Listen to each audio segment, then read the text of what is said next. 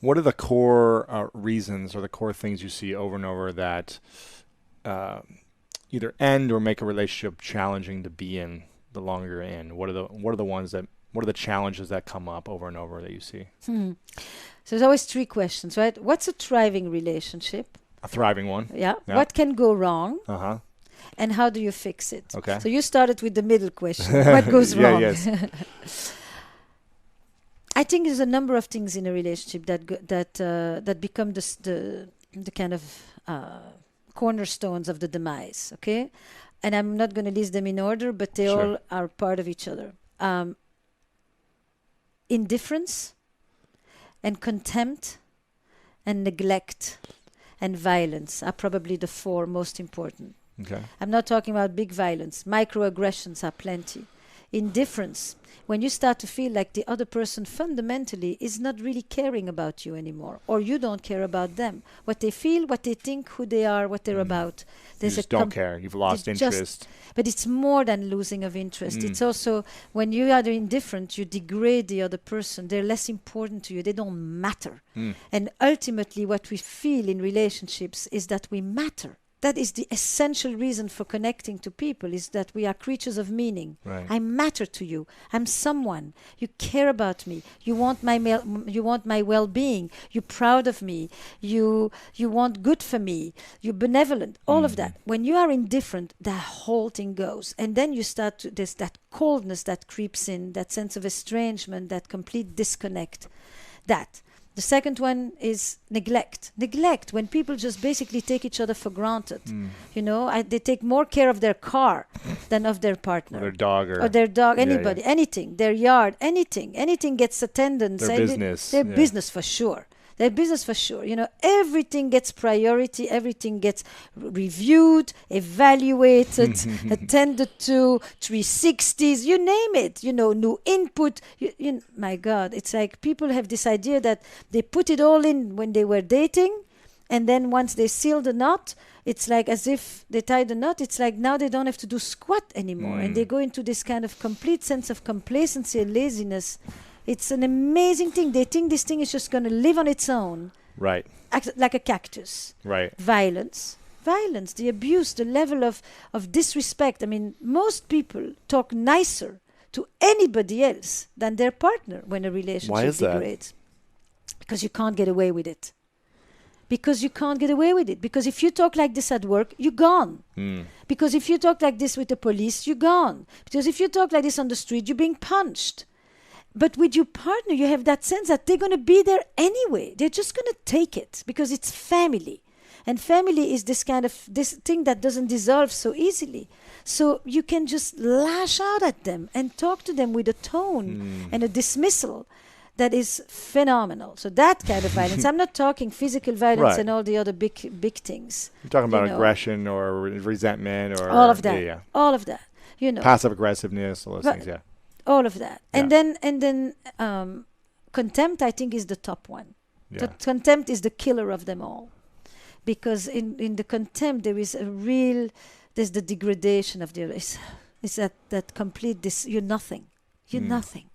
I can kill you with that one gaze, that one eyebrow that goes up, you know, who do you think you are? Right. What are, and that's it. You're done. You're done. So how do we even get to this place of these places? After having been so in love and so Exactly. romantic, right?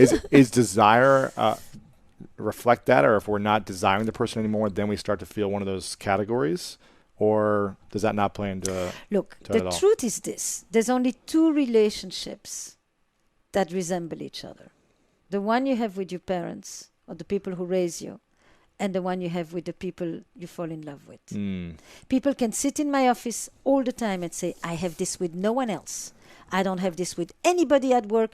Nobody among my friends ever thinks like that. You're the only one who speaks like this or thinks this about me or with whom I do this. No. You're the only one, and now we go back in history. And I'm sorry to be the psychologist, but that's really... Right. It is the place where we often learned about closeness, trust, loyalty, commitment, sharing, taking, receiving, asking, all these essential verbs of relationships, we learn that at home. We also learned jealousy and all these other Possessiveness, things. vengeance, you Yes. name them. The beauty and the Anger. not beauty. Yeah, we saw it all as children, right? We saw the fights, we saw the love, we saw the, We saw the coldness. We the lack saw of intimacy, the the whole intimacy, thing. yes. Yes. And we bring that with us. And we often promise ourselves, I'll never be this one. I'll never be this way. I'll never talk like this. And we find ourselves often much Doing it, closer right? to the apple. And then resenting Apple ourselves. to the tree. We resent ourselves. We're like, how did we do that? Well, why did we Yes. get to this place? And then we feel ashamed about it. And since we don't like to feel ashamed about it, we hide it. And one of the way we hide it is we blame the partner. That's just one of the ways. There's a load. We are very resourceful in not owning our shit. Right, exactly. Exactly. Wow, okay. And where does sex play into all this and desire? So, I mean, one of the fascinating things for me in looking at sexuality is that it's probably one of the dimensions of relationship that has changed the most in a very, very short amount of time. For most of history, and in still the majority of the world, sex is for procreation. Sex is a marital duty on the part of the woman. Nobody cares particularly if she likes it and how she feels and if she wants it. And men have the privilege to go and find sex elsewhere. Wow. In a very short amount of time, we're talking 60 years, we have contraception, which is the liberation of women for the first time to free sex from reproduction, from mortality, from death in pregnancy and in childbirth, all of that. And for the first time, sexuality moves from just biology and a condition to a part of our identity and a lifestyle. In 60 years. In 60 years. The women's movement, which goes after the abuses of power. The gay movement, which introduces the concept of identity to sexuality. The fact that sex is for connection and pleasure. The fact that for the first time we have sex before marriage. And many times, a lot. We used to marry and have sex for the first time. Now we marry and we stop having sex with others.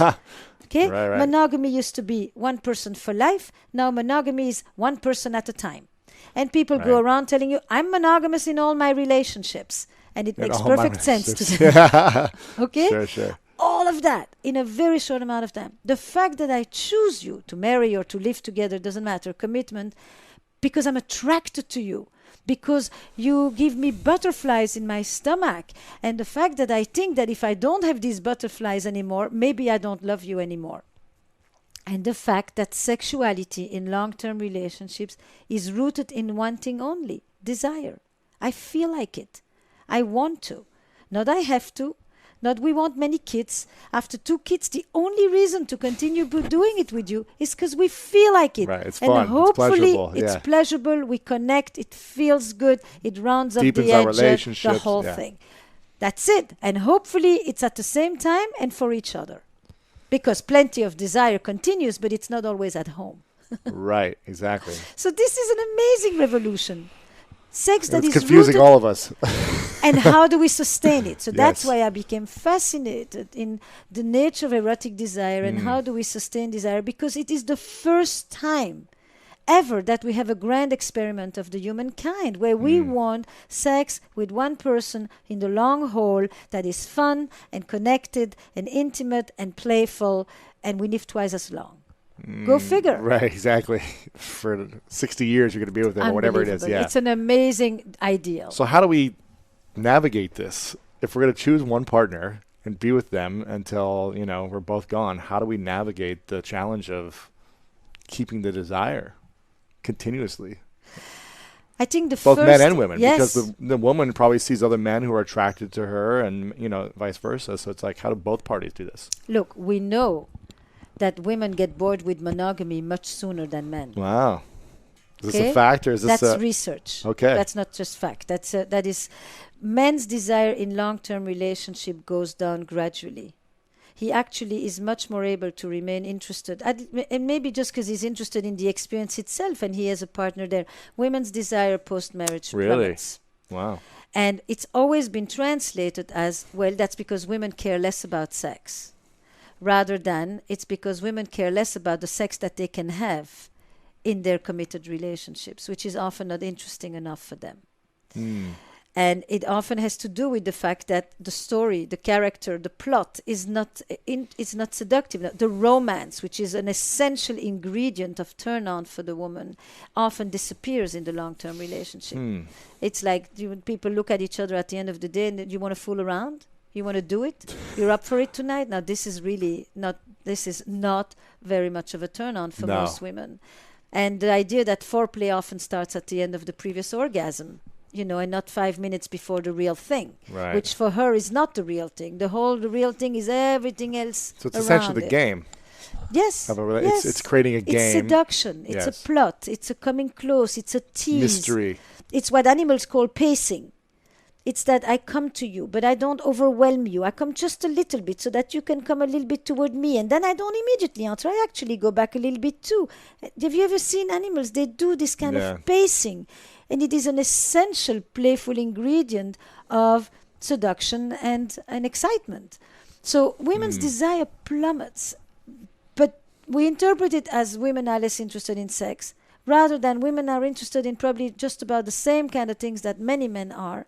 But women have always known what to choose above what turns them on, which was what gives them stability and security in their life. Security, family, someone to protect, be there, right? So what people do, look, we want one partner today to give us everything that involves stability and security and everything that involves playfulness and mystery.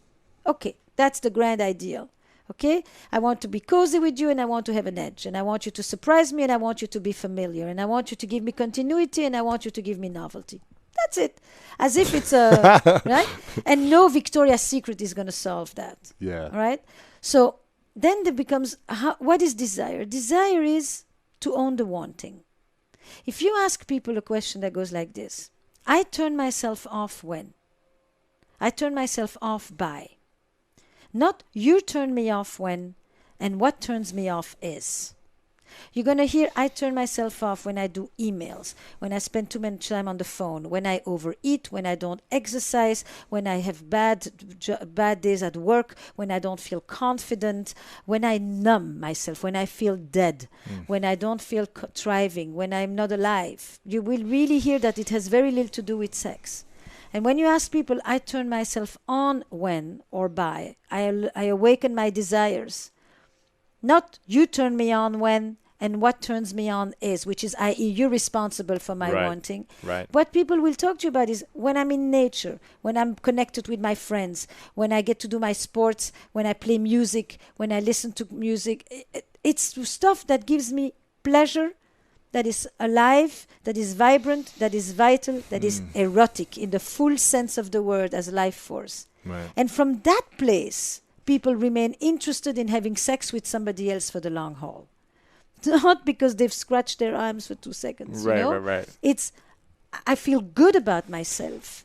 The biggest turn on is confidence. Right. Confidence. You ask people, when do you find yourself most drawn to your partner? Every description has to do with when they're in their element, when they're on stage, when they're when they're doing their sport, when they are radiant, when they are in their studio, on the piano, on the horse, you name it. It's when they are in their element, i.e., they don't need me to take care of them. They're not depressed and down and needy. lonely and sad. They're not needy. They don't need me, because desire is about wanting you. Love is also about needing you. Caretaking is a very powerful experience in love, and it is a very powerful anti-aphrodisiac. So how do you experience love and desire at the same time? You calibrate it. So sometimes it's the same as when you walk. You have to move from one foot to the other. A balance is not about staying on one side. A balance is the ability to see. Right now, we don't need caretaking. We can be mischievous, we can be naughty, we can be playful, we can break our own rules, we can stay home and not go to work at 8 o'clock. Right. And now we are in a playful zone. Now we are feeling that we are bringing our own little transgressions home. We are alive. We're not just being dutiful, responsible, good citizens. Right. It's that. It's very small. Yeah. You know, when I always think when I go and I see people at lunch and you see them talking and they're well dressed and they're awake and all, I think, who is here with their partner? Because you can see them, they're engaged, they're giving the best of themselves. That's erotic.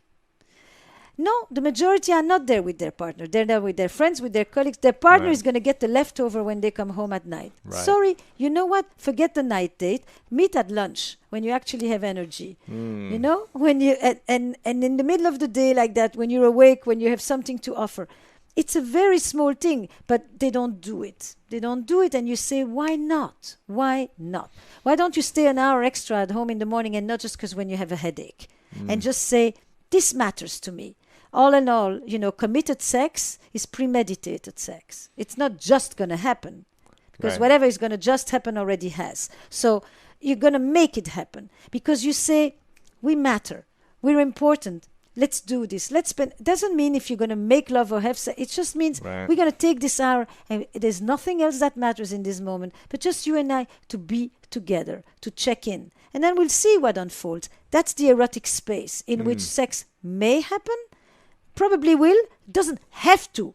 But it is the place from which it is much more likely to emerge. But people don't do that. They do the responsibility, that's the love, right? The citizen, the commitment, the caretaking, safe the thing, burdens, the safe. And then they say, I'm bored. I would be too. Oh, exactly. There's no mystery. There's no risk taking, right? Exactly, yeah. There's no risk taking. That's the word. If you want desire, it's risk. And the risk is an emotional risk. It's not about sexy risks. It's really a risk on the emotional front, is that I bring something else to you differently from the way I typically present myself. Sure. You know, how can I do this? What can I do today that will be different from the ways that I've done it until now? How can I do something that I think would actually improve our relationship? Me. Right? Not something that I want or that you want, but that I think would be actually good for us, that third entity, the us. Right? And you check. Every time, you know, how often do you just go on the tried and trodden, as in, you know, it works. Sex that just works, for most people is really not interesting enough. Right. So, what does it mean it works generally? Right. What about the people listening who are saying, man, that sounds like a lot of work, that every day you have to change, do something different and unique and be... Not every day. Not every day. Not every day. But what you can do every day is just a quick check with yourself. You know, is there something that I should notice? Is there something that I can be thankful for? Is there a little note that I could write?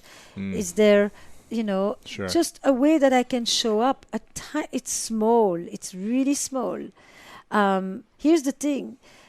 There is work, and then there is the creative work. You know, I'm talking about a level that is creative and that elevates you and that actually gives you, you feel taller. You just feel like you're engaged. You feel awake rather than this. This is the other seated position. It's comfortable. It's great, but nothing happens here. Sure.